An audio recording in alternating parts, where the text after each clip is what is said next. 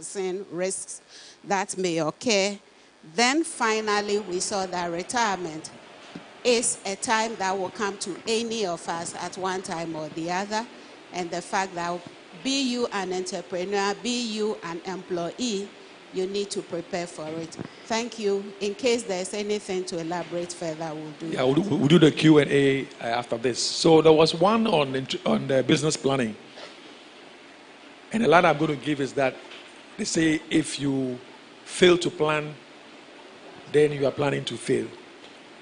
And we'll be having a series of training programs after this. So many of the things we talked about today, we'll do a more in-depth study about them. Then Barasaka took us through the legal issues yesterday night. So we'll listen to him for 2 minutes. Please get your questions ready. And then when we finish, there will be fire on fire. Right?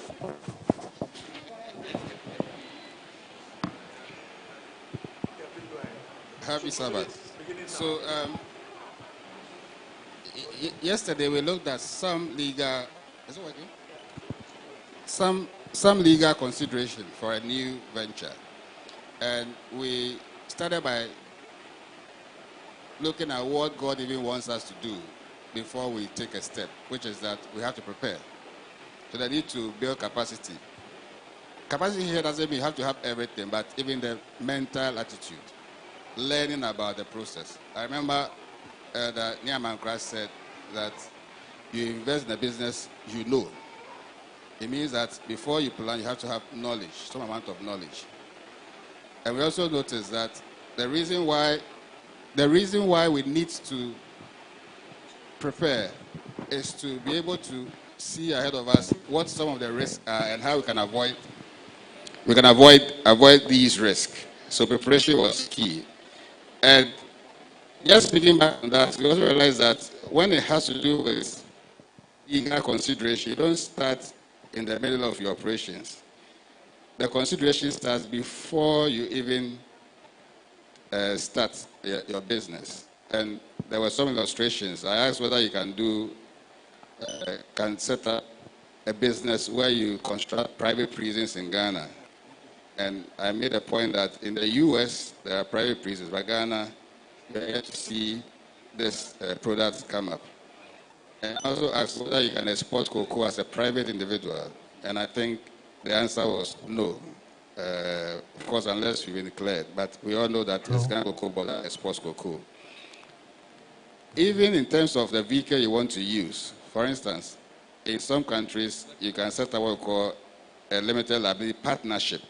In Ghana, that model is unavailable. It's not part of our laws. So we said that you have to do the legal feasibility before you even start. Then we also look at the startup stage and some of the considerations there. We said there are a number of questions you have to ask yourself. It starts from what business do I want to do? Is it regulated? Is it unregulated? And we looked at the requirements, the permits you need. You have to make sure that you get all these in place before you can be classified as compliant. Then we looked at the operation stage, which is that is where your relationship with stakeholders begin. So your contracts, how well have they been drafted? Finally, we looked at two investment agreements, joint venture agreements, and then share agreements. We didn't get to go deeper into those. So today, hopefully, the opportunity will come for us to do that. Thank you. Thank you very much. All right, so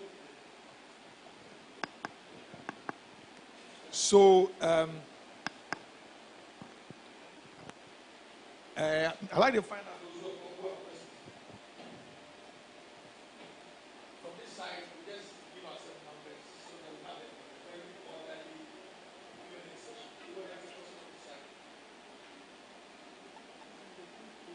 So from this side, no questions. So from this side, 1, 2, and 1. Anybody else? 2. Anybody else?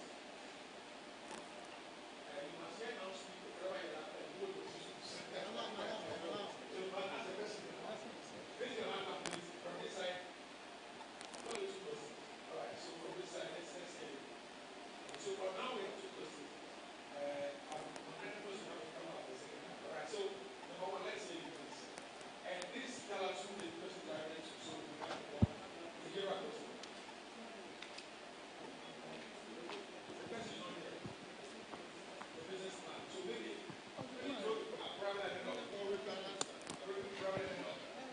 So I think my question is on, from the presentation that was made on that day, it looked like the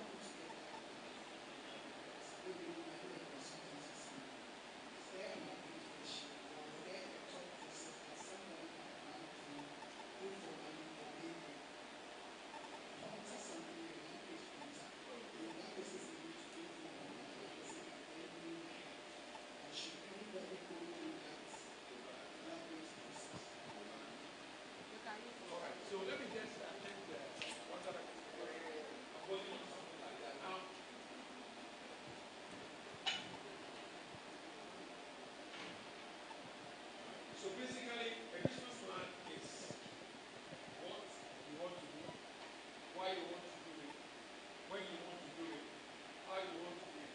So once you are able to plan, so who will do what you want to do? Once you're able to answer this question, I think that you are on the way to get into putting together a business plan. But if anybody has an issue about business plan, please come to any one of us. We can help you. We will work through your business. If you're a small business, let's not be very, very elaborate. Right? The bigger you get, the more extensive the more you do your business plan is. But for someone who wants to start something very, very easy, come to any one of us, we can help you.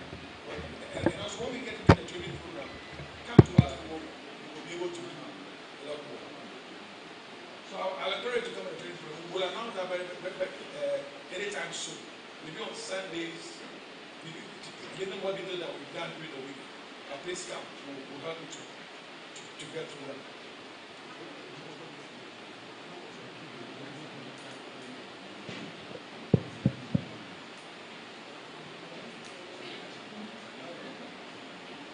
All right.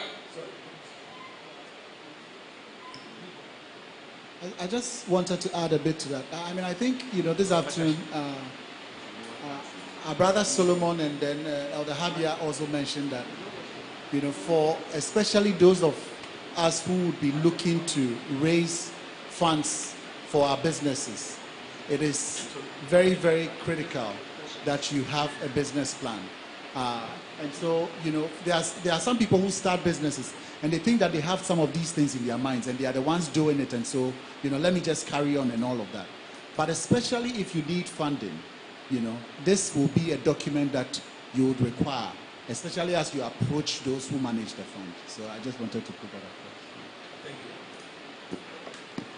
And your business plan does not necessarily have to be a very voluminous document.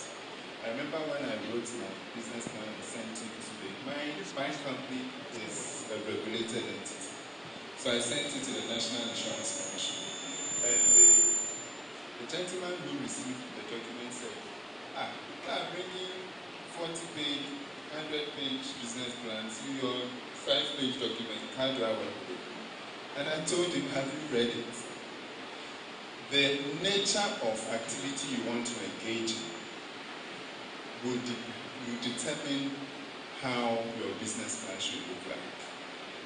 So it does not necessarily have to be a voluminous document or not. But what is important is to follow the right principles and the right structure, which we would be going through weekly. We'll be organizing workshops on those things, so stay tuned. Those of you that we've asked to register, please register. This is important. Thank you. All right. Question number two. Number two, please come here and then ask your question.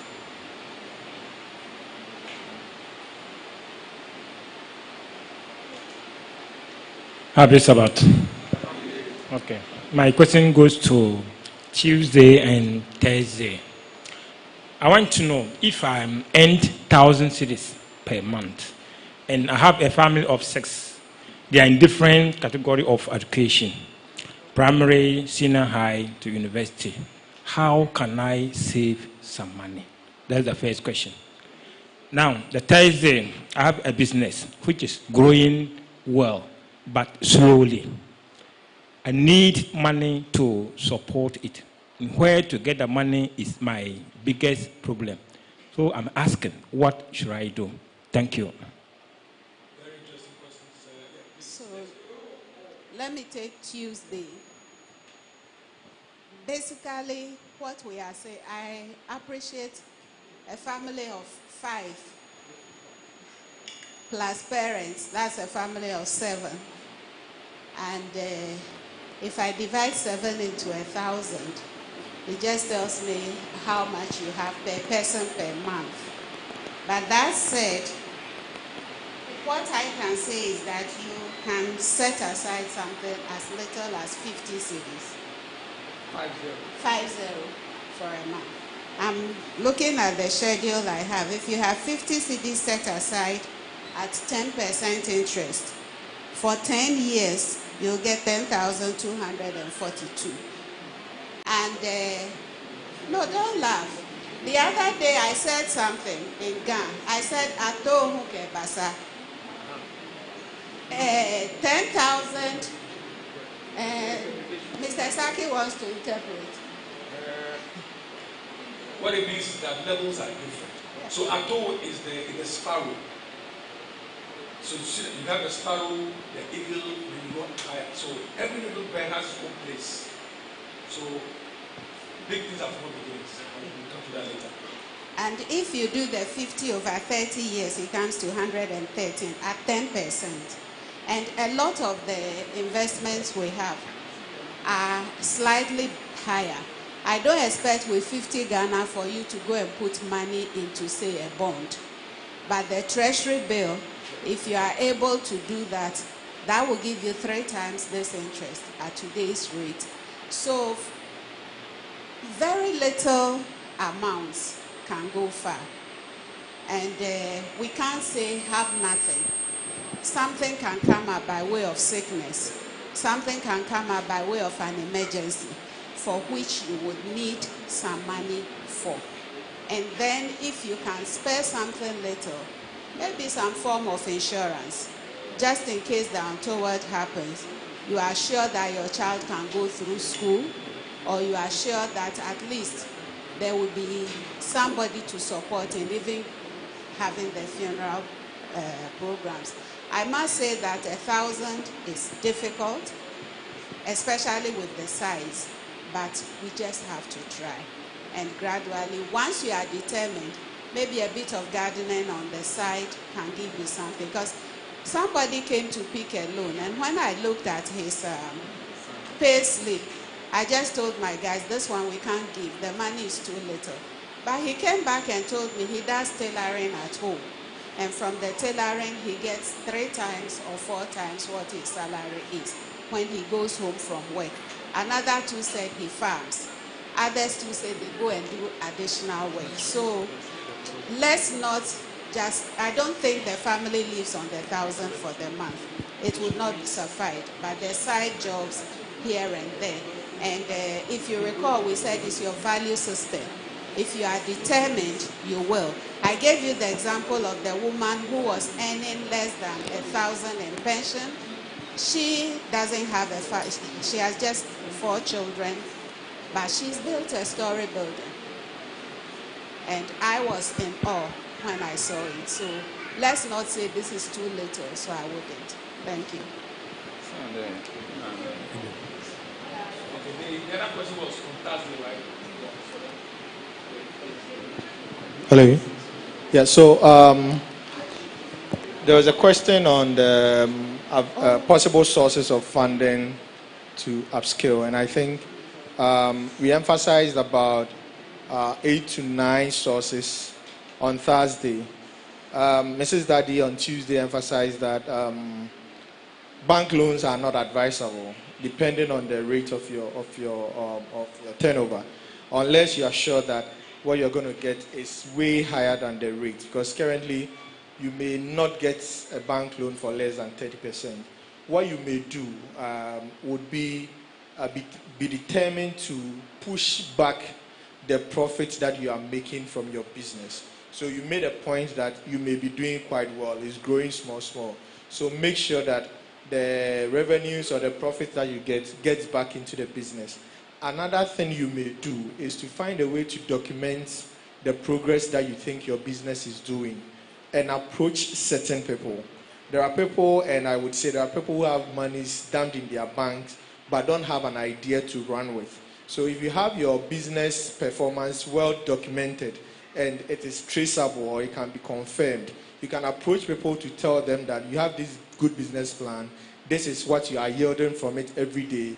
These are the records to show. I am sure, although difficult, some people may be willing to push in some money. These are what we call the angel investors. And I'm sure within our circle, there are people that you can approach that you can, I'm sure that they can help you. Again, there are the venture capitalists. Ghana has a Ghana Venture Capital Trust Fund, which you can approach. It may be tainted with politics, but if you have a genuine business plan that is solid, you may go through, because there are also the objective side of assessment and giving money. Government also, through various avenues, the National Entrepreneurship and Innovation Program, NEIP, and then the Ghana Enterprise Agency roll out and Maslock a number of projects that I think you can subscribe to some of them. NEIP, the deputy director is an Adventist, Kakari, so I'm sure whatever it is, just go with holding your summer school, maybe you get protocol. And then for GEA too has been an avenue for most aids and donor funds. So MasterCard roll out some programs with Ghana Enterprise Agency where, depending on whether you are small, medium, or micro enterprise, there are certain things that they assess objectively, and then they are able to support you with something. Again, I made emphasis that our brother Damien is one of the managers at BRC in GA. You can speak with him. I'm sure he can direct you how you can leverage some of these available funds. But bank loan, act with caution. But also family and friends may be there, just that it's difficult to trust family and friends money these days. Thank you. Church members today, the elder said I should say that. Yeah, and I mentioned crowdfunding on Thursday. Crowdfunding, depending on, I think they are telling me that my time is up. Depending on what project you are doing. All eyes are. Hello. Depending on what project or business you are doing, there are people that may be interested. And elsewhere, projects that emphasize, and in quotes, not exclusive, climate change, gender and equality, waste. There are a lot of people that have interest, they have the money, but they don't know how to push it. So if you are able to demonstrate that your business targets some of these things, including health, like the Melinda Gates Foundation and all, they are willing to push in money for this good cause. Unfortunately, in our local environment, crowdfunding hasn't been used for business purposes, except for when our friends are not well. You see on social media, GoFundMe and all that. People use GoFundMe for businesses. So you are able, if you're able to demonstrate that your business is for a good cause and you are making the progress, I'm sure if you create a GoFundMe account and circulate it, maybe locally you may get someone, but you can also throw it out there and externally too, you may be able to get some funding. Thank you. Let me say something. About crowdfunding, there's actually a law called the Public Collections Act. Now, before you want to do crowdfunding, you have to take advice, because there's a thin line between when you cross to illegality, because you can't just go to the public and ask them to give you funds. So this is a note of caution for anybody who wants to do crowdfunding. Get advice on that before you proceed. Yeah, I think that's very crucial. But I'm going to pick it up from, interacting with our own people. A number of us are going to start very humble beginning. And it's important to take certain cues. Let me paint a typical picture. Last Thursday, I was speaking to one of us who is on salary now, has nothing to write home about. So he's thinking that he wants to venture into business. And he needed 40,000 cedis, right, to start up. So in our interaction, and maybe Neil will understand this better. This is a young man who wants to start and had gone around a number of people. Certainly, if you try to tap into formal institution, you have nothing really to qualify. But sitting down with him, I said, how much rent do you pay? Now, this is a young man who is taking rent of 1,800. So when I did the calculation for 2 years, then I said, you have a means of raising funds. So why don't you give up that 2-bedroom? You're not married yet. So why don't you go for a single room? Don't look at a middle class area. Make the necessary sacrifices now. So look for a place where you can take 400, and then you have a lot of savings. All right? So if you are used to taking taxis all the time, just look at expenditure within a week, a month, how much do you spend on that? The point I'm raising is that a lot of us give away expenditures that we can't manage to be able to save. And those of us who are working for ourselves, one of the lessons is that you are very careful about expenditure. You can't compare yourself to others. You have to make the necessary sacrifices to make sure that within your line, you are doing the right thing to be able to, progress. So it's important as you begin to look at how funding may assist you, also redefine how you approach your expenditure, even at the level you want to start with. And you realize that there are so many ways in which if you did some critical sacrifice and adjustment, you would save a lot on your own. And you will learn that in this entrepreneurship business, this is something you cannot afford to joke with. Because if you are the type who play with so much expenditure, you will pay dearly for it. So that's one of the lessons you learn. So I said, what is wrong if you are coming to church? I know your friends take Uber. It doesn't kill if you take normal transport. It doesn't kill.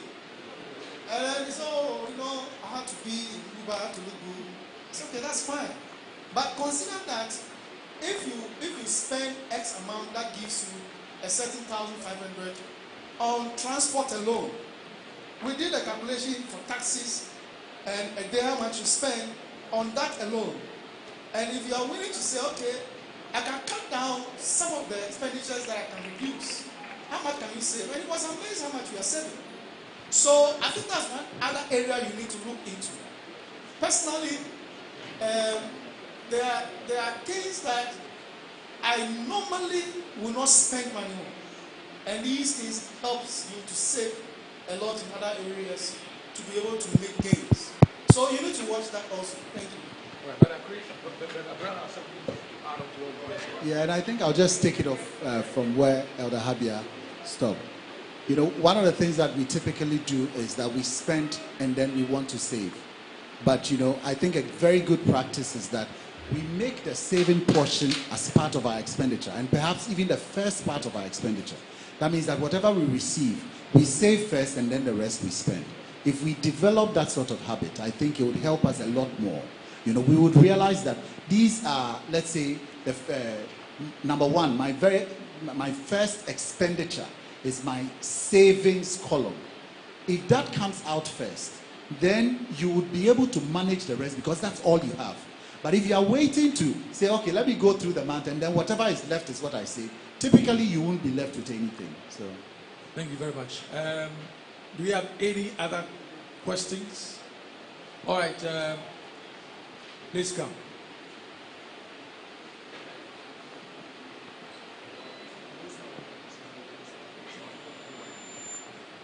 So ask your question and probably direct it, or it could be a general question. Okay. Good afternoon. So I have 3 questions to 3 different people.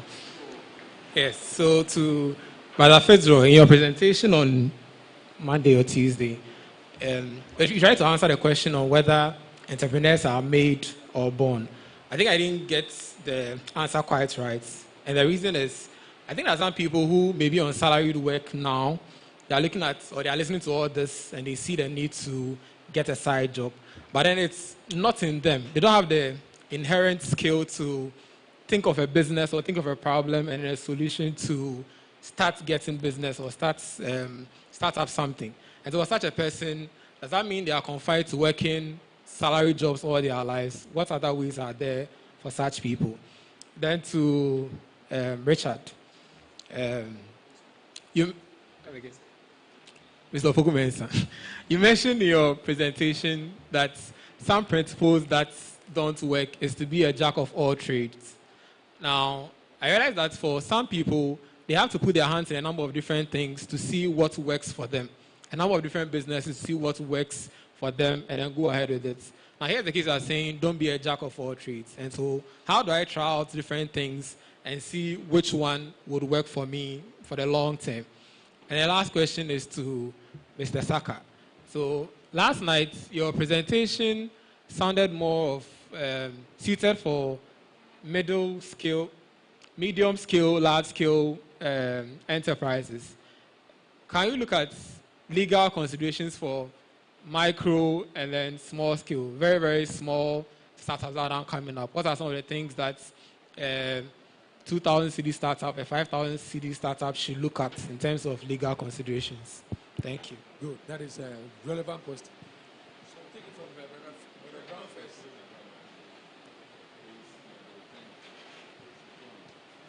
Okay. So I think to the very, very first question on,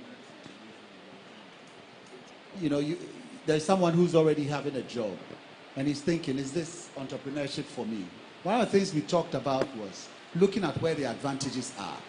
And so you're working right now and, you're thinking, remember that we started from, as an entrepreneur, the very, very first thing is that there is a problem that needs to be solved. And money is a reward for solving a problem. And so entering into entrepreneurship, it's an idea, a viable idea that you can translate into more or less like a commercially viable venture, right? That's where you are starting from. One of the things that we talked about last Monday was the fact that what the church is looking to build is an ecosystem, which means that, because in all these facets of entrepreneurship, you realize that there are different professionals, different people doing different things. So even in the entrepreneurship ecosystem, if you want to start an enterprise, what part can you play in it? Because you don't have to be one who knows everything. And that is what makes it beautiful to be able to start an enterprise right now, as against before when you needed to know everything, have everything. With this ecosystem that is being built, you might come into a hub, a business space, advisory services, and then you might meet different like-minded people, someone with an idea who doesn't have the skill to do the marketing, someone who also has the 40,000, but doesn't have any sort of, idea what can we do and all of that. Somebody who also has a business that he has no clue how to scale it up. I think our brother last week asked, there are lots of wache joints. They cook very, very nice wache, but they don't have the idea that, look, I can now I only have one joint at East Legon, but I could start the same thing because of the name that I have. I can start one at Cantonments or Abeka and all of these places. So let us take advantage of the ecosystem that is being built and meet different, other like-minded people and see how you can discuss with them and see what part you can play in that whole ecosystem. I think that's also another way you can do that. All right. I think there was another question to Brother Saka, right? Just there are stories, these are real stories, where people have been fired from their jobs and they suddenly decide that I want to do this. And if you pay them and you don't go back to their former jobs, talk about former dress and tie jobs. People in the bank, there's a lady who was into, what do you call it? So 2 years ago, I met it. She delivered cake and turkey for me. And I bet you haven't eaten a more sumptuous cake and turkey in Accra. She was in a bank. And for some reason, she lost her job and decided to just go into catering. And she's doing fine. So the same people who you would think they cannot, they cannot do it, it's not in them to use your word. Throw them at the deep end, they will do amazing things. So I thought I should add that to you. Hello. To add to that, I think most people venture, and I don't know if that will segue into my response. Most people enter into entrepreneurship with interesting motives, and I mentioned that on Thursday. People just want to escape the discipline of their boss. So they want to be alone and want to do their own thing. They want to wake up at 10 o'clock and go to work and close at 2. But it is rather the opposite. Entrepreneurship requires more discipline than working under someone's control. And if you don't think through it, you will start and end it and start a couple more times and it will not yield it. Because one, you have to wake yourself up and be motivated to leave your home to go to whatever office you are paying rent for. If you don't go there, the rent is going waste. So you have to be there. There are people that you are paying every month. If you don't meet your revenue or you meet your revenue, they wake up looking at you on the 28th, 29th, 30th. You need to pay. So entrepreneurship is not fun. So you should go in well planned. And in response to my first part of the question, I think Prince was one of the few people that were here all through the week, and I think he needs to be commended for that. Thank you, Prince. So all the questions are informed questions. The question of not being jack of all trades, maybe there are two sides to it. You can't be everything. That's the truth. And if you want to venture into something and you take the time and trouble to go through a rigorous question and answer, you won't just be touching and leaving things. If you have a business plan that looks at the problem you are trying to solve and the solution that you think that you are proffering, and then the competition that you are venturing into, and how you plan to maneuver your way around it, you go in and most of the time you may succeed. It's not 100%. If you really do a market assessment, take some research, a few people, random conversation, it shouldn't be paper and pen, like the Wache one. People come to your Wache and somebody will drive there with their family and buying, so when you ask him, now it's in here, maybe he's coming to East Legon, and from Hachi, there is a Wache at the corner. People move from East Legon to come and buy from Hachi. So if you, from conversation, you know that there is a market base in East Legon. And this is not just me waking up or sleeping overnight after a heavy meal and thinking that let me create a new branch at East Legon. You engage some of these people and you know that you have a solid team to start with in East Legon because if you engage people, you have a bit of market insight. Then you moving into something else is very probable. So for instance, if you are a tech person, or this is what you do, and you think that maybe what else can you add to maybe tech business? Or let me say if you are a fashion designer, you sew clothes, and you want to add shoes to it. It's complements easy. So these are things that you can add to your business and it adds to what you are able to do. But randomly moving from selling of dresses to selling of hospital equipment or something without a proper assessment, it is just a trial luck. Maybe your faith has worked over time, but this may not work in that regard. So it is always good to appreciate the market and then you get into it. I think there was a second part of the question. Okay, myself, the second part of not being jack of all trades. You can be a mechanic, be a plumber in your own house, and I gave the instance of my uncle who got electrocuted. There are things that you need partners to survive, and I gave the instance of KFC, Coca-Cola. There are things that it complements. It complements. So sometimes look for somebody that has a complementary work and then see how they can help. Another thing that we've not really done well here is leveraging shared spaces. I was happy that the Tuesday Bible discussion, we got an empty space somewhere in airport. People rent empty spaces. There are empty spaces. You don't have to rent a whole shop for your business. there are empty spaces in Accra, shops or offices, that you can be doing most of your work at home, but days that you have meetings or important meetings, book the place, 30 minutes, 1 hour, you do your meeting. It enriches the people or the sense that people have about your business. Again, there are shops that you can approach. If you sell something, tell them that these are my stock. It won't take a lot of your space. Market it for me. Every month I'll give you this. You don't need a full space to market something small in this way. So as you think of upscaling, there are a lot of funny ways but interesting approaches that you can use to upscale. Thank you very much. All right. So let me also add. So we can actually start on just a table, and it will still be a legally recognized way of doing business. Yesterday, I thought about sole proprietorship. You don't need to have directors. You don't need to have a minimum capital to start. You don't need to have auditors. So, just to answer a question, there's a structure or there's actually a vehicle which you can use. The challenge, as I explained yesterday, is that for sole proprietorship, you are the business. In other words, your bedroom furniture becomes part of the item that can be taken to settle the debt for the business. That's the only, if you like, header there. But you are fine with the sole proprietor. And my recommendation is that you can even start with that. Whatever you do, just have the buffer. How do I manage risk? That's the most important question. But you are fine to go the sole proprietorship, but you can start with just 200 Ghana cedis. Well, thank you very much. Basically, so the principles in law are almost the same. I mean, if you are going to start with a product, no matter how simple it is, if it's a toothpaste and you're going to do a small shop or a big shop, there's always a permit issue. You must cross, whether you are up there or down there. So there are some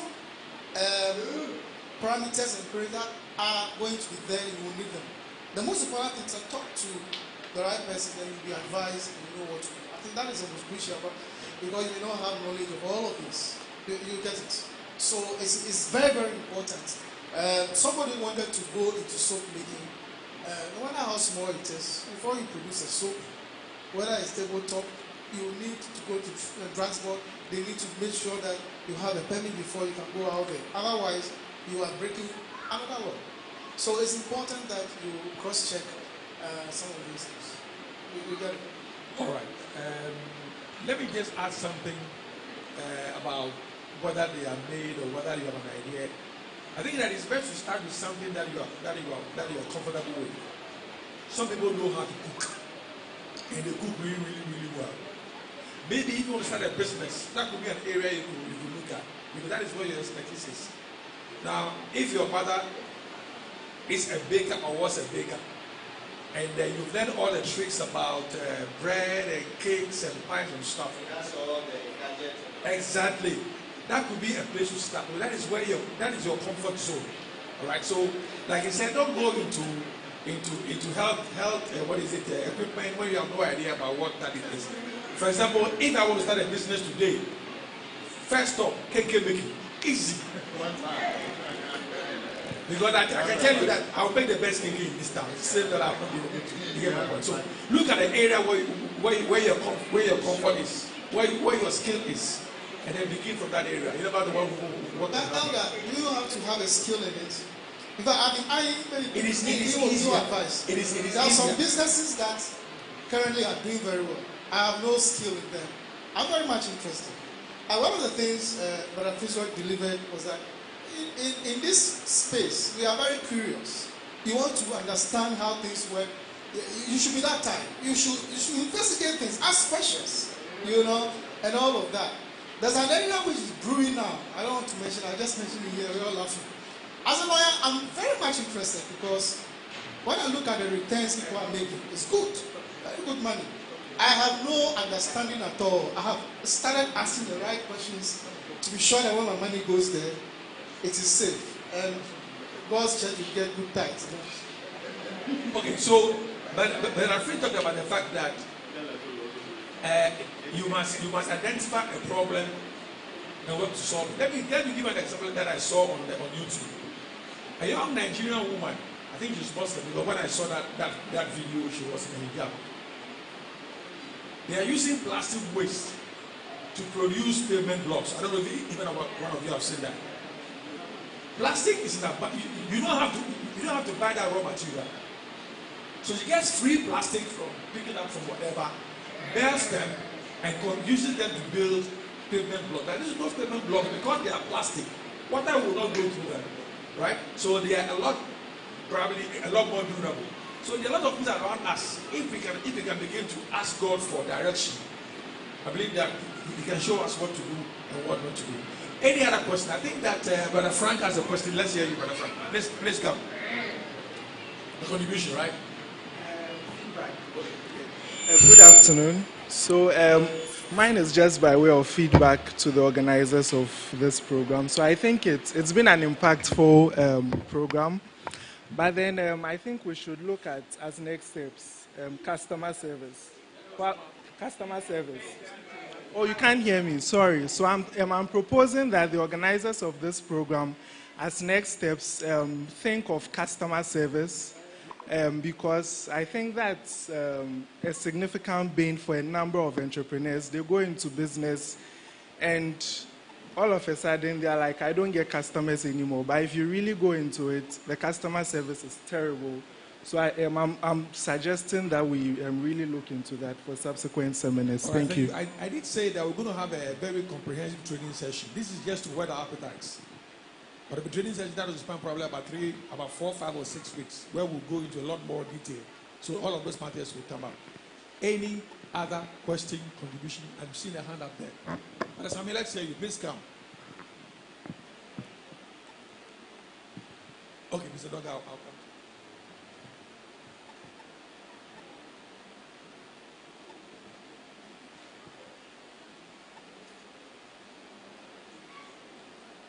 Hello. So my question is about the legal aspect. So suppose in your company, well, for someone who is doing 9 to 5, right, and you realize that there's an avenue that probably the company is procuring something, some equipment on a regular basis, and you think about this could be some business that you are interested in, would that be something that falls under conflict of interest because of procurement, or is something that you can consider? I'm saying so because probably in your assessments, the suppliers you are working with have been very inefficient, and you think that maybe you could, in setting up the company, help your current company do a better job and also have your own business. Okay, thank you. So let me use my firm as an example. So in my firm, we have a procurement policy, and we want to know who we are contracting with. So if you are one of us and you are the one selling, we'll get to know. Question, whether it borders on ethics. Of course, it's not legal. Sorry. It may be legal. Let me say it may be legal.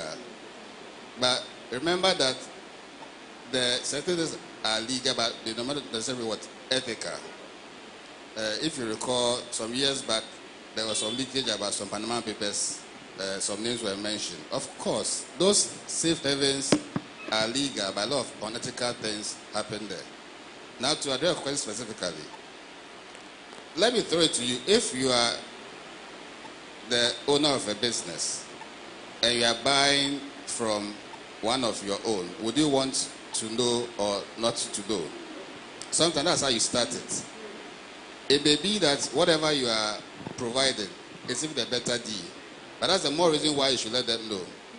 After all, what would be the worst answer? No, we want to buy from you, or want to buy from you.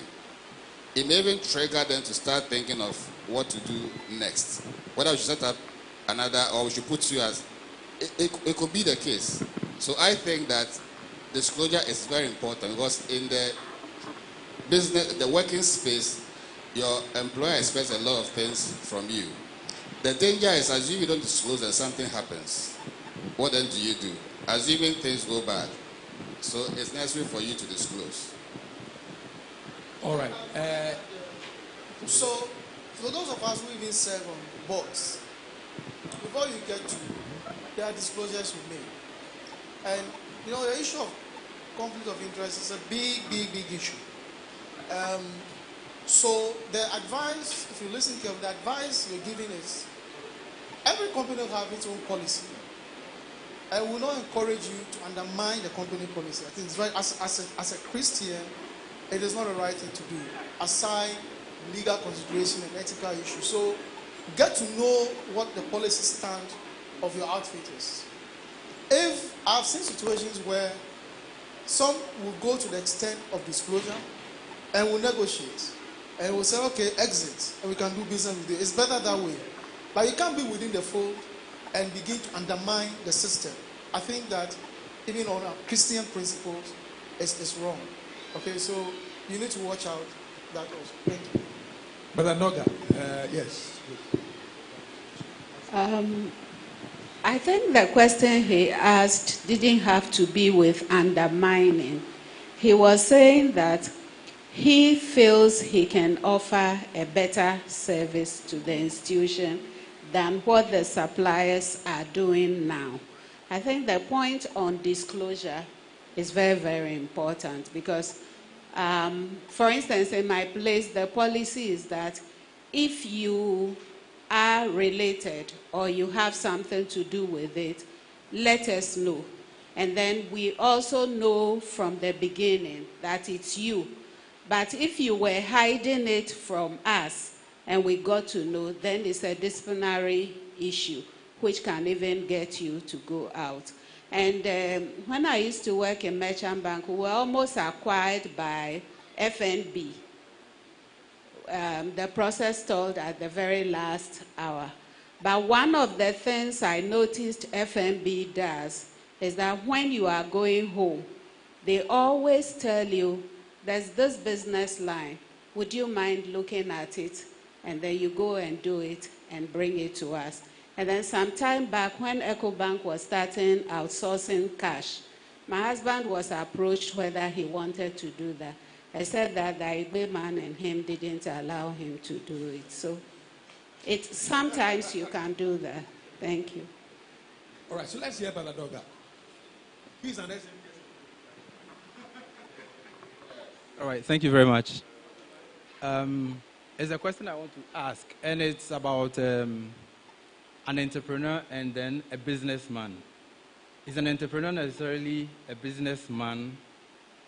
And must every idea that comes from you be turned into a business by yourself, or you get a team together so you can have a business? Thank you very much. Any one of us here can... I think we talked about business owner. And in the case of a business owner, you could come into ownership of a business. Maybe, you know, your father died and then left the business to you. It doesn't mean that you started it. You are not an entrepreneur in that state.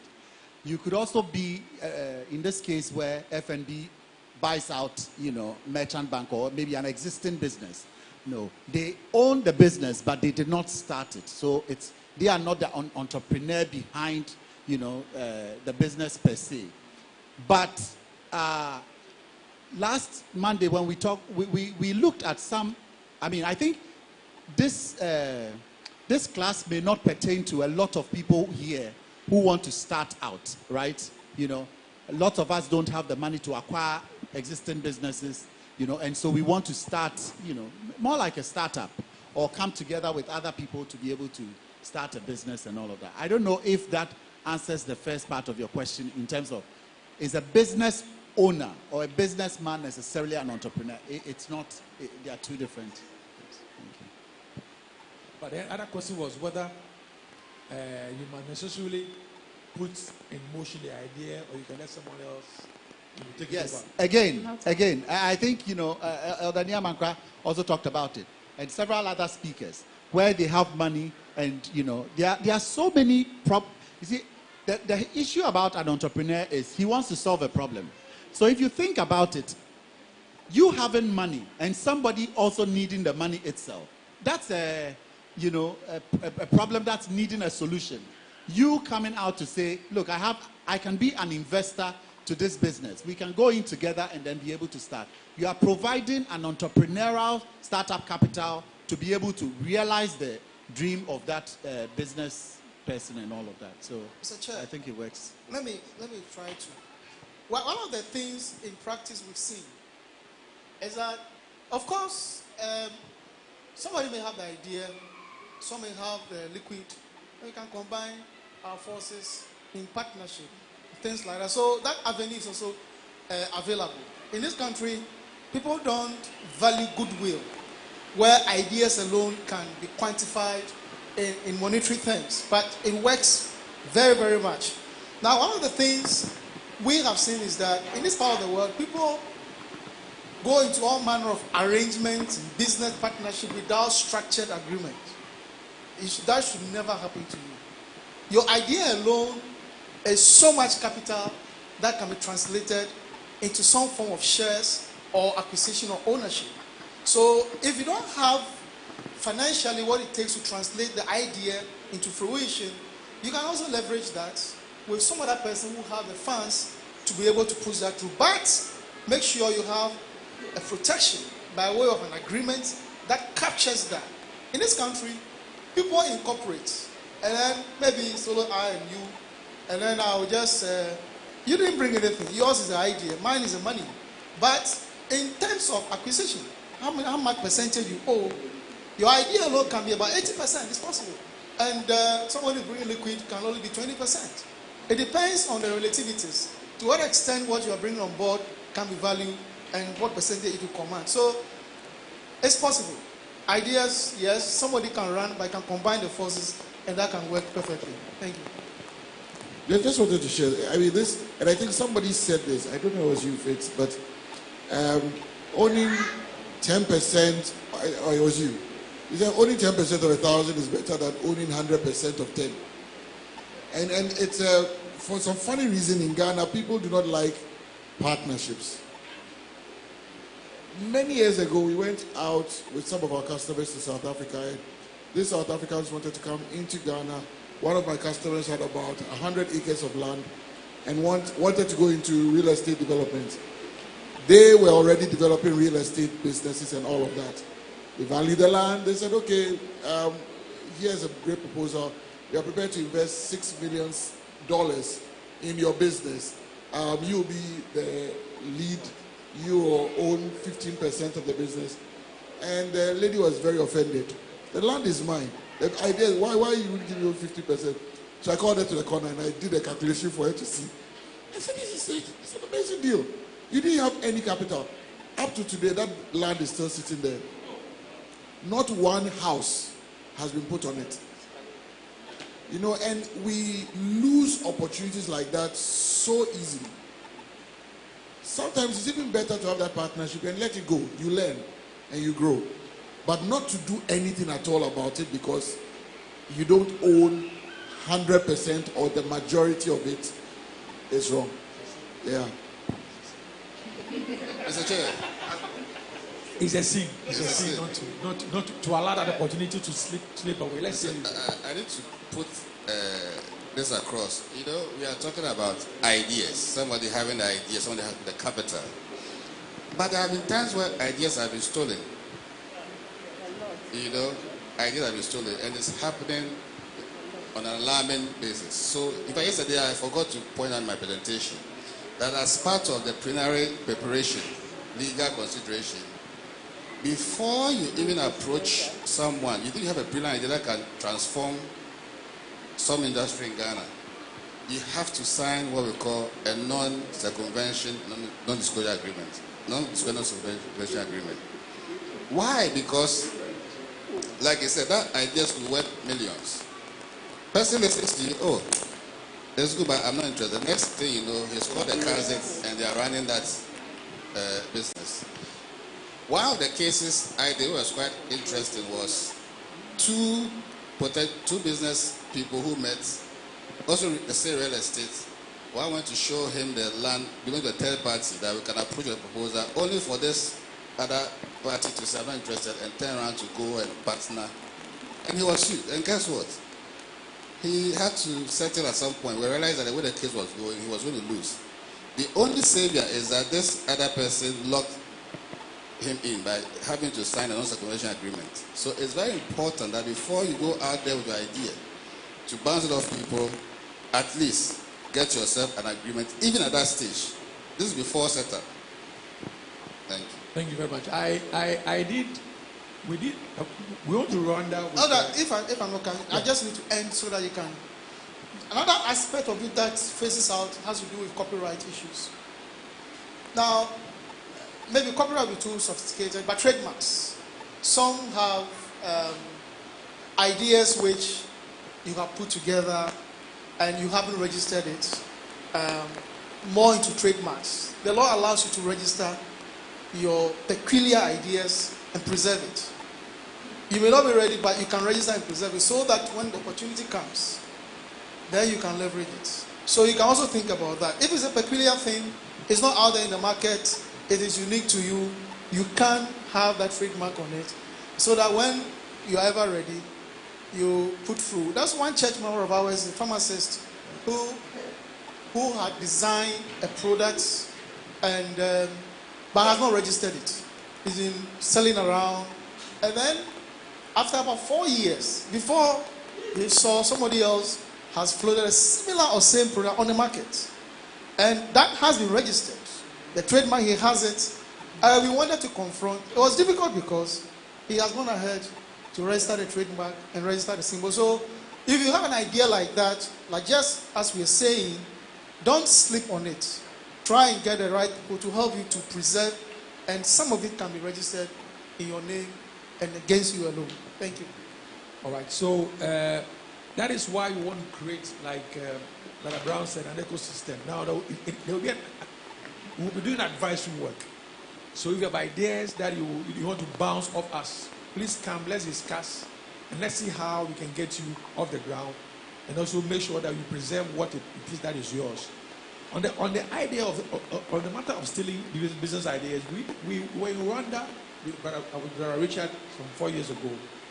In a discussion that we had with the people, one of the big things that came up was the fact that the young people are saying that they have ideas, they go to a business planning competition. Before long, somebody picks it up and runs with it. Don't let that happen to you. Come, let's have a discussion, and let's see how we can preserve yours and make sure that in the fullness of time, you can take off. But by all means, register for the training sessions because they are very, very crucial. Thank you very much. Any other question before we draw the curtain? Yes, let's hear you.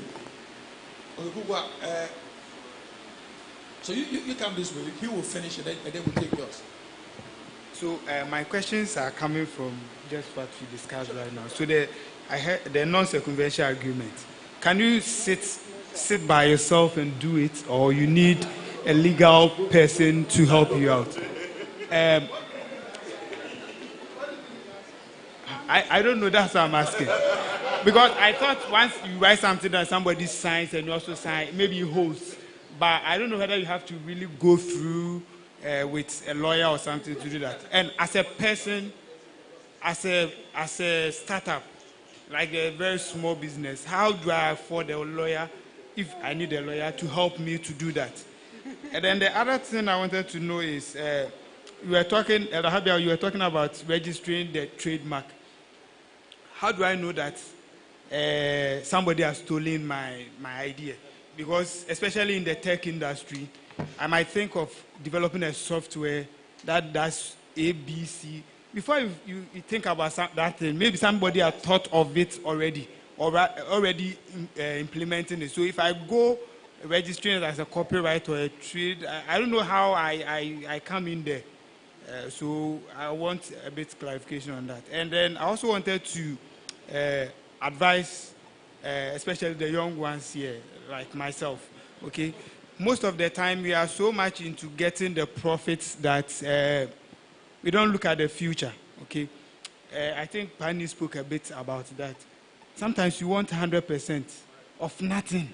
Because the idea hasn't even got into fruition, and you want 100% of it. Meanwhile, 1% of something it's way better. Sometimes the business maybe in 5 years' time might be worth millions of dollars, and you have just a percentage in it. That's a lot. But most of the time, we are so much into wanting to make it right now.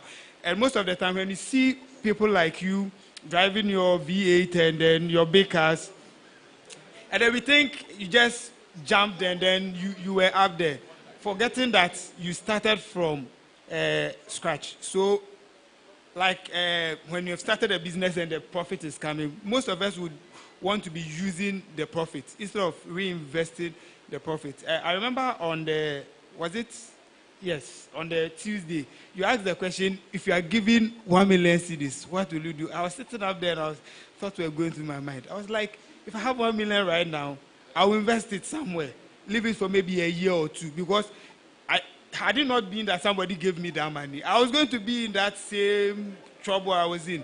Just wait for the money to mature a little. Use the returns whilst the bigger money is there fetching you more than to just wanting to be buying houses.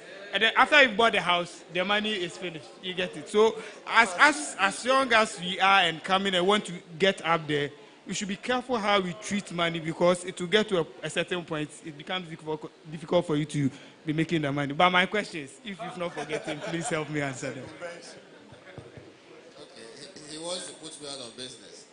Yes, you must see a lawyer. You know, what people know, a lot of lawyers do things for free. Recently, a brother in this church called me and on the phone, asked me a number of questions. I gave all the advice. And he said, this is what you really have, how much I charge? Okay, advice, 10,000, discounts, 10,000. I do that for a reason. Friends come and I do work and I stamp fee and this, just to appreciate the value. But this other brother, it was just a joke. Now back to your question. You see, do you know people go around agreements? There have been times parties have filed injunction application in courts. You file an injunction, you want to restrain, but the person still goes ahead. You come to court and say, I wanted to stop him, but he still went ahead, so cite it for contempt. Your motion paper, depending on how wide you craft, you leave some people out. Let me give you an example. Not a convention. So you and I are talking, you have an idea. Then you go and pick something on the net that says that the parties are you and me. If I'm drafted as a lawyer, I'll add you, your reps, your agents, your assigns. Are you getting it? You may think that anything on the net is fine. Yes, at that point, by all means use templates, but be very careful. So if you're not careful, you leave out loopholes, and the person will exploit it to your disadvantage. So it's always good to, there's not that third eye that the lawyer will have, which you will not have. But the thing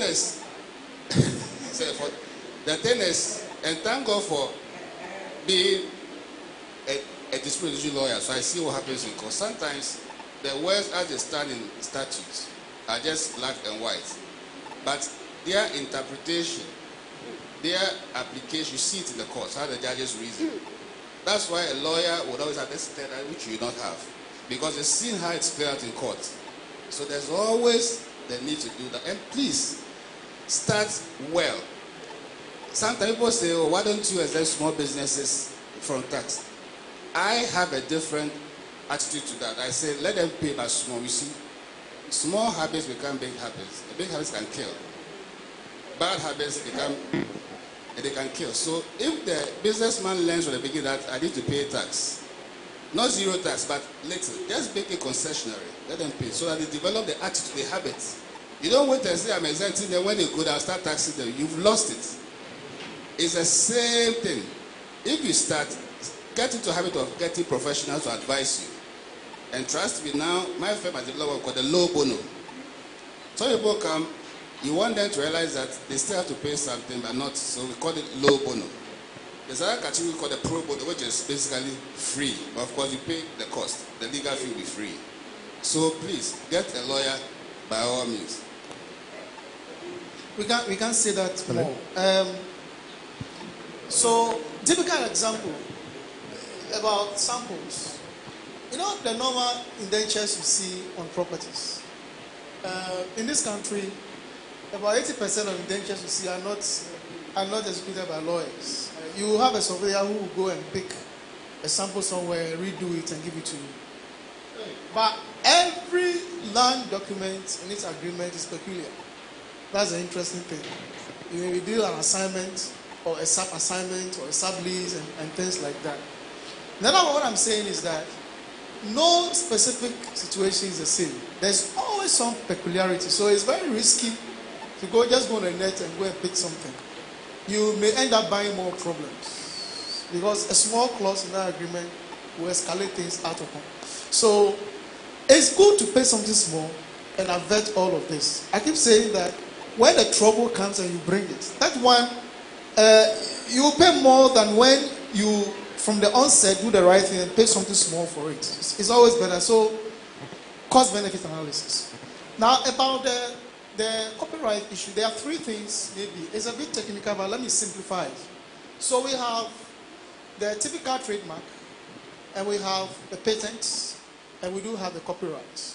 Now, the patent is more of the idea, okay? I can't tell whether what you bring is the original idea, but the thing is that whoever is able to capture and register it has an upper hand. You know, so it's difficult for you to do that. Sometimes these days you can do search at the registry. Not all of it, because not everybody will get to register his idea or whatever. But you can find out. If you do a search, it will tell you whether there's anybody as at the time existing who has same products, similar, and things like that.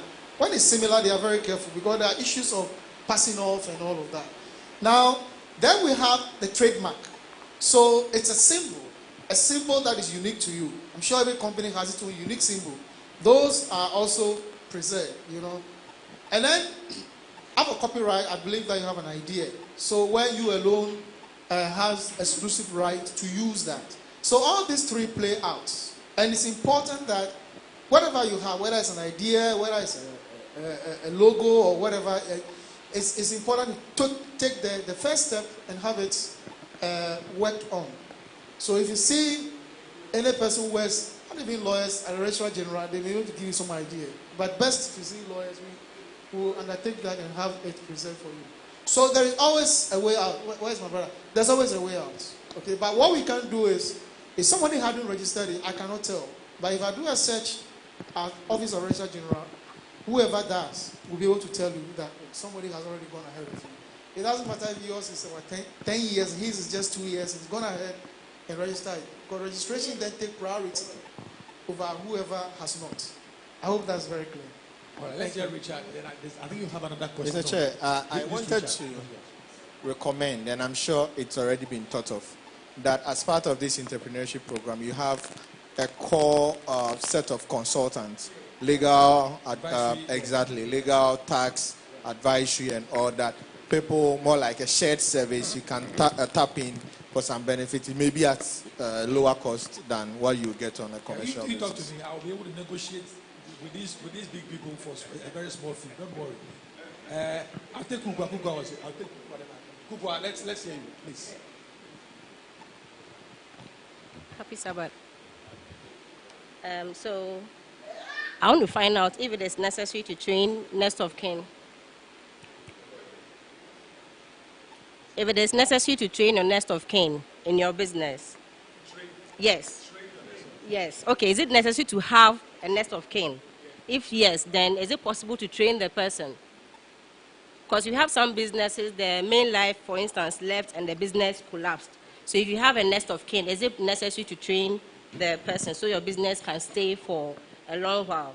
Then to Auntie Lydia, is retirement the end of it? Should I be relaxed after getting my proceeds on retirement? Can I invest my retirement benefits? That is for Auntie Lydia. Sorry? That's the second question, yes. Then question number 3. Question number 3. Would you encourage, that is to Pani, would you encourage first-timers to collaborate, be partners in business? Thank you. All right, so let me take your first question very quickly. The first one that you mentioned borders on succession planning, right? And we will take that as a very important topic in the training sessions. Because in Ghana, too many companies, too many business empires for that matter, have died with their owners.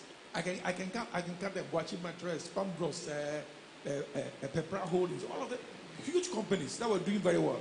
They just went under because there was no succession plan. The only one that I can think about that traveling, I don't know what they had now, was Mechanical Lloyd. Mechanical Lloyd, what happened at the beginning? At the beginning, the young man bought out his siblings, right? Ran the company and put it back on the stock exchange. I don't know where they are now. But that was the only one that had a succession that I know of. Most of them have gone on that. So it is important that you do succession planning as you go along, because you might think, well, it is not necessary. It becomes necessary when you find out that some companies are 200 years old, but the great-great-great-great-grandson of the person who founded the company is the chief executive. I can mention Ford. I can mention this something Western in Canada. 200-year-old company. The person who is the CEO now does not even know the great-great-grandfather, but he's MD. So we need to build that also into our planning. Now the next question was to, okay, let's hear it. Nest of king, yes, that's what I'm talking about. Succession planning, yes. Yeah, that's what I'm talking about. Train them so they can also take over from you. Let's hear it. Okay.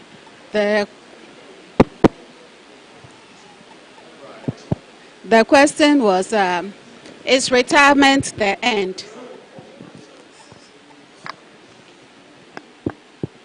Two things. It depends on when you are calling the retirement. In Ghana, we have compulsory retirement age of 60. But can I see those who are around 60 in this room? Above 60 in this room. I'm one of them. Senior members. So it's actually not the end, because you still have a lot of energy and abilities. But because in Ghana, if you are in organized work at 60, they say you've come on retirement. So previously you used to get a good lump sum.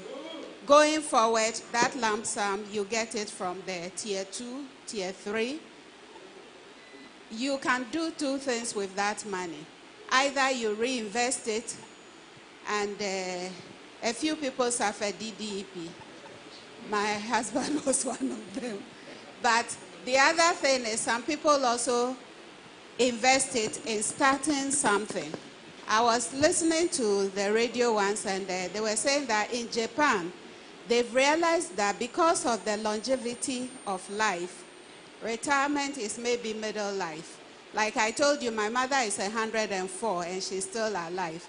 Assuming the good Lord chooses to give me that kind of life, it means I have 40-something years still ahead of me and counting.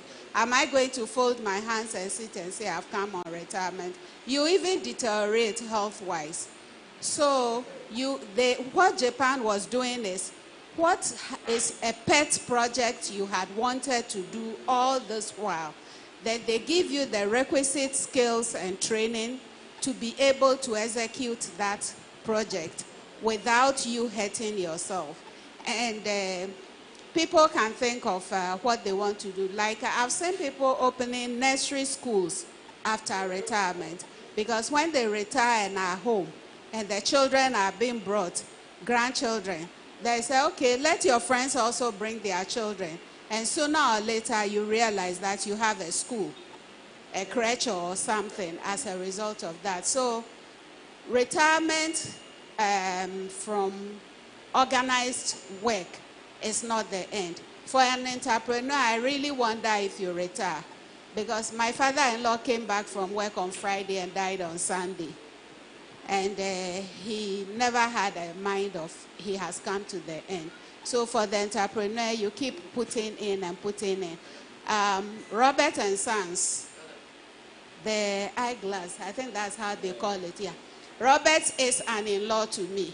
And until 90, he was still going to work, except that he'll tell you an elderly person doesn't stay too long in the farm.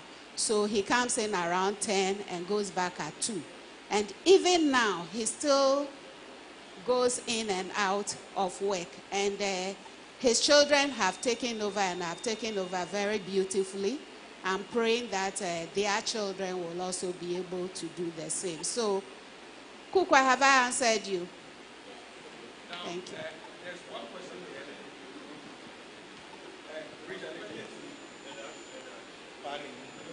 here. On partnership, can startups just start with partners? So that's an interesting one. And actually, most startup companies are actually partnerships that are starting up. So it's not unusual. Two people have a passion for something and they collaborate and start together. Not wrong at all. And if you had a choice and could pick other partners, and you were going into a business that you probably don't have a lot of, how do I put this, expertise or intangible assets, you know. So if you watch this, what they call them, the Dragons thing, where the Shark Tank and all these other things, you have someone who's probably a lot more skilled or has got the expertise and the capability, and they come in and help someone who's starting up. It makes your trajectory or growth or your takeoff very smooth, and your learning curve is definitely shorter. So if you have that opportunity, by all means, go for it. But it's not unusual. Yes, most of the tech, Professor telling me most of the tech companies did that. But it's not unusual. Usually, two people have a passion. I know I mentored a company where there were three of them who were in greenhouse farming just a few months ago, and they just launched. Three of them finally managed to secure like one large unit, and they started to plant vegetables, lettuce, and a few things. So it's not unknown that people who are not experienced will partner to start up something. But if you have the opportunity to partner with someone who has the capability, skill, or knowledge, why not go for it? So you have two more questions, Brother Noga, and then Mr. Chairman, on succession plan, I just want to make two quick points.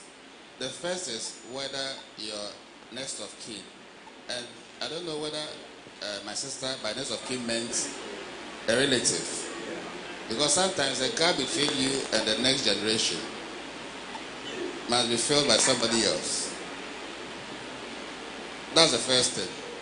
Whether the children themselves want to step in. There have been times where they have not been interested. In fact, I know of a law firm. The lawyer, when I was young, was one of the prominent lawyers. His son finished law school, went out as a case. I don't want to have anything to do with my father's firm. Set up his own firm. The same profession, but says, I don't like the profile of my dad's firm. He's into land and helping family people. I want to do pure business law practice. So, of course, we're going to have a conversation. I still need you. Can I remodel stuff? Can I restructure in a way that would suit your... But it happened.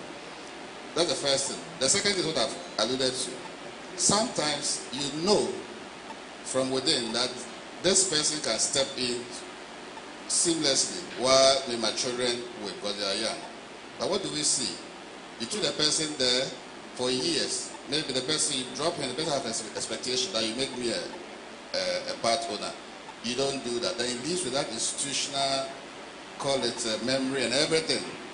And then you now have to bring, so then there's already, you've decelerated by maybe 10 years while you are waiting for children. So we should learn to give people stake in your business. People who have been tried and proven, and especially trustworthy. How do you do this? Of course, once I have shares as my personal property, I choose to leave when I want to. Once I make him a shareholder, he's there for life. Now, can you consider preference shares? Just that I've made a point here. Can you consider a redeemable preference share? Says that you'll be here as a shareholder for the next 20 years. Now, the company has the option to buy you out. If we still get there and things are fine, you remain. We can extend it. At 20 years, we pay you and you agree on the sum. So the person knows that, okay, I have skin in the game. That's where the commitment even goes higher. Well, one critical type of executive compensation is that you have to let them have the skin again. And that's what most US firms say by making MDs part owners. Of course, some of them too also took uncalculated risk because they are owners, they want to push the limit so it can also earn fat profit. So it has its own, but always identify who can step in, whether it's a family member or not. For the time being, put a strategy in place such that the person can exit at some point, or you can get the person out. So I think that's also a consideration issue. Thank you very much. Let's hear Brother Noga, then we'll hear you, and then we should be drawing the engagement and discussion this afternoon. Hello. Okay, so I think you just addressed a part of something I wanted to ask, but I just wanted to find out from the legal persons.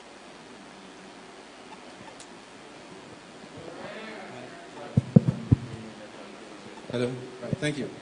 From the legal aspect, if I have a business, I'm a startup, I don't have money, and most businesses run away from the legal fees because we cannot afford.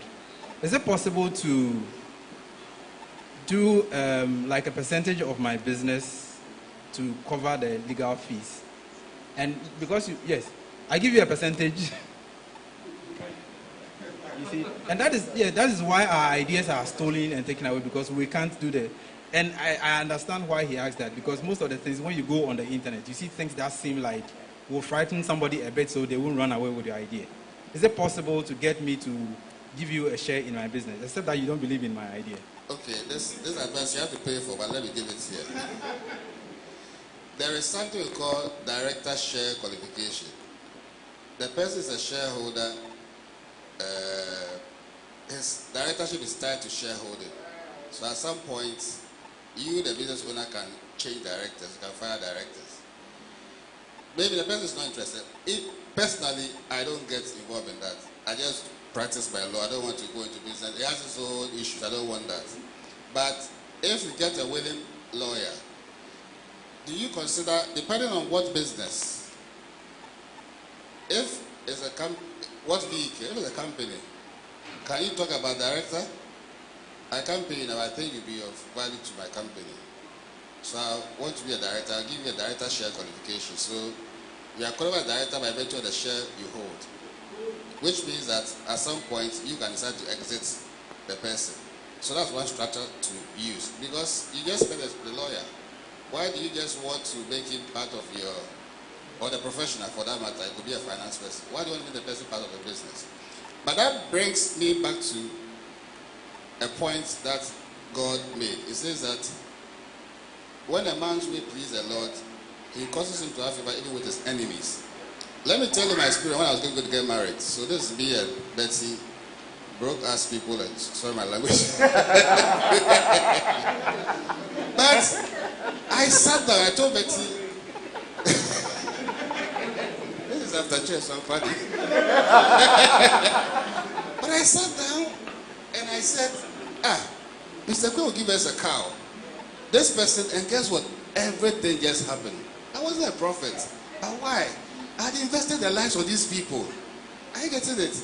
So, it depends on the human capital, what we call social capital. This church, if you are buddies with the Abia, it's not just church member, but buddies. When they sick, you visit him. But then you go and say, I'm broke, he will help you. He will help you. So how much of your time are you investing in people to build relationship? When he gets there, trust me, most of them will just rally around without even asking for money. So I think it's something that you should consider. All right, thank you very much. We'll take the last one. Seriously, you need to. Where's Brother Noga? Okay, so I mean, it's a very murky thing. As much as possible, because if you make me a director, then I have some stakes in terms of decision-making processes.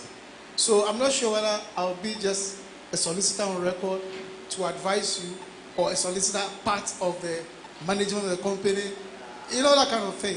It brings within a certain cycle certain confusion. So as much as possible, this country, people scare away from legal fees, but you should negotiate and get something good if it is possible.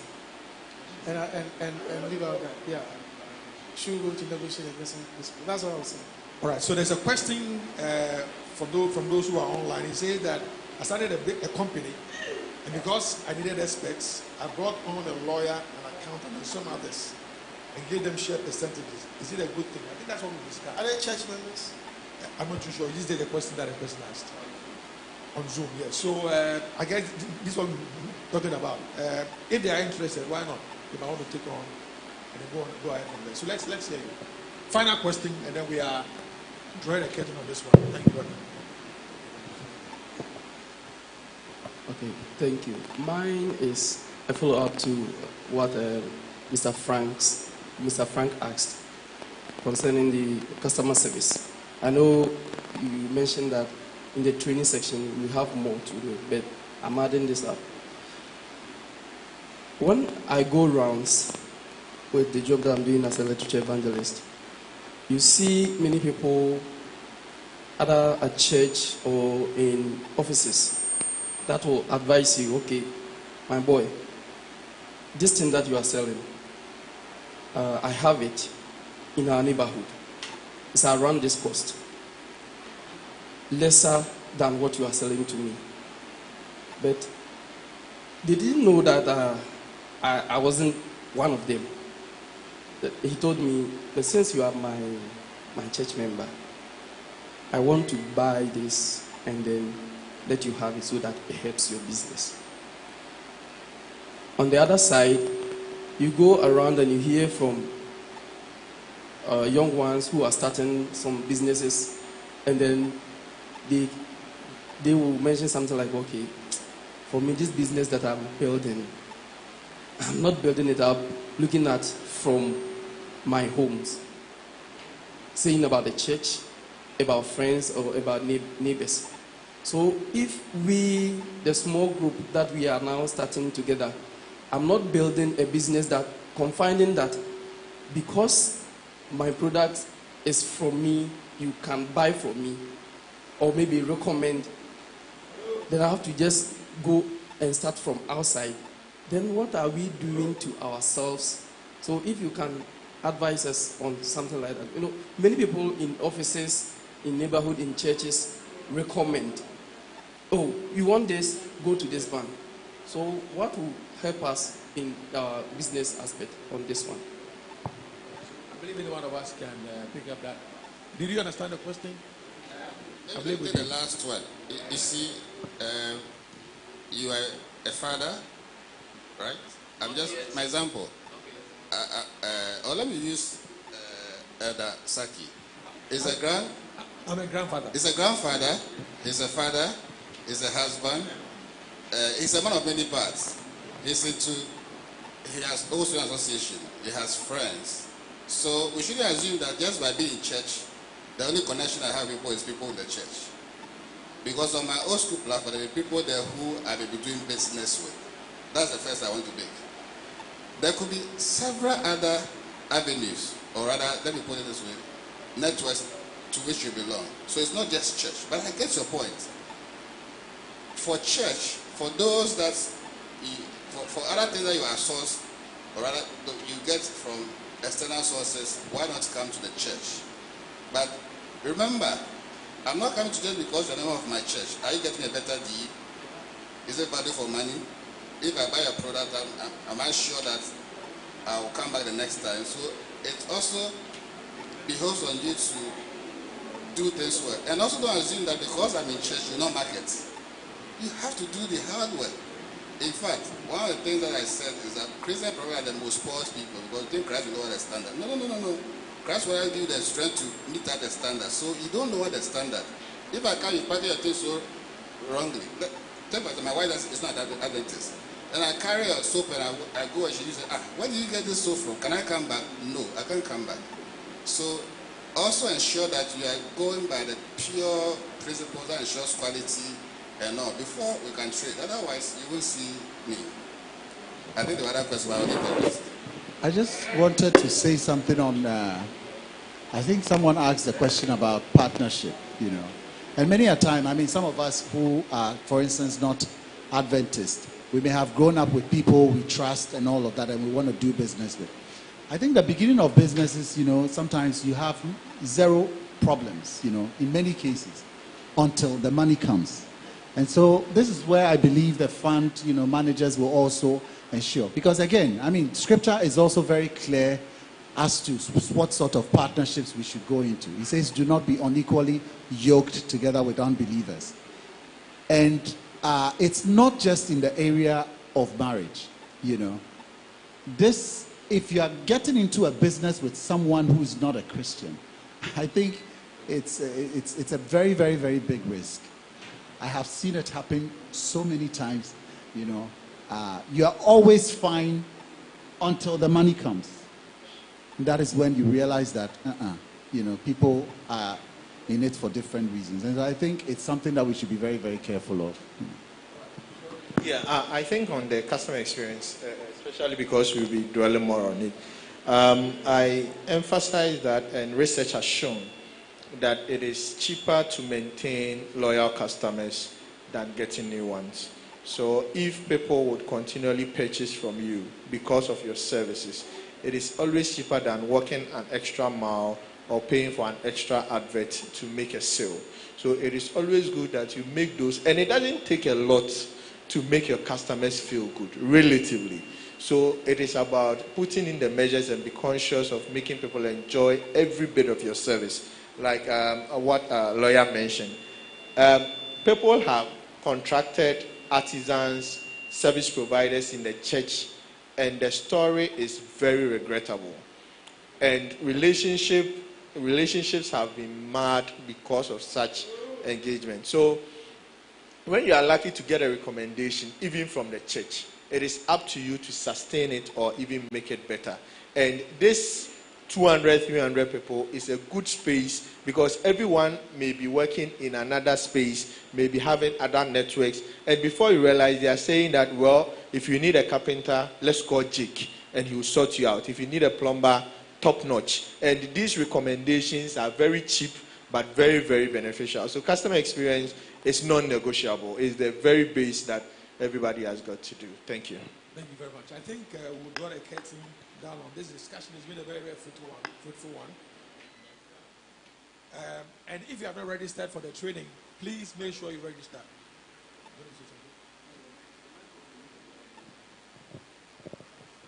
If you have not registered for the training program, please register because did you have a question? A contribution? Okay. We've done that already. We've done to that. Yeah, we did. All right. So if you have not registered for the training program and you want to, please do that because it is important. We will rise and sing the first and last stanzas of hymn number 100. Great is thy faithfulness. And then we'll ask Mrs. Anstan to pray with us after we are finished.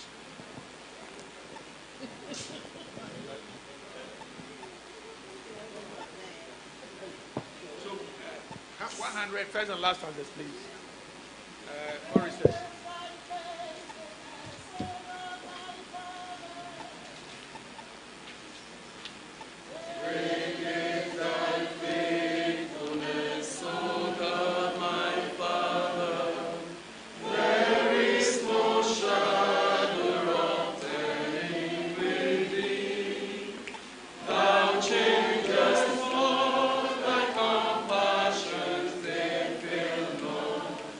After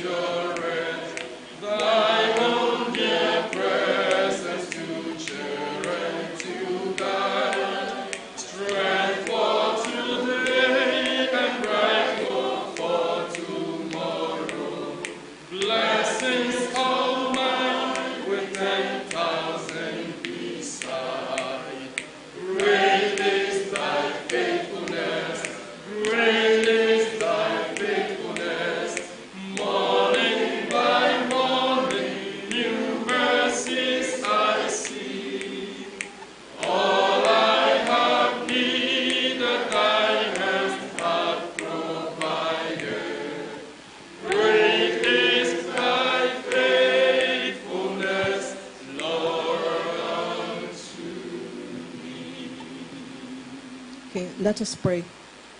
Our Father in heaven, we thank you so much for today. We thank you, Lord, for being with us. We thank you, Lord, for the blessings that you have bestowed upon us this Sabbath day. Father, you have used today to show us that you have given us skills and ability, that even while that we are living on this earth, we can use those skills to further our work, dear Father, and to live on this earth. I pray, Father, that you will bless those of us, those who have skills, bless those who have the time, and I pray that you will help each one of us to tap into the talents that is available to us. Help us, Lord, to understand that you said if a man doesn't work, he shouldn't eat. And I pray that you will help each one of us to be able to do something so that we can contribute to the work that you left for us to do. I pray that you will continue to guide us. The week ahead, Father, we don't know what lies ahead. But what we do know, Father, is that you are in charge. So we ask that you will take us through the coming week and continue to be with us always. And whatever we do, help us to remember that we are your representatives. Continue to bless us. Take each one of us safely to our home. And may your spirit remain and abide with us always. In Jesus' name, amen.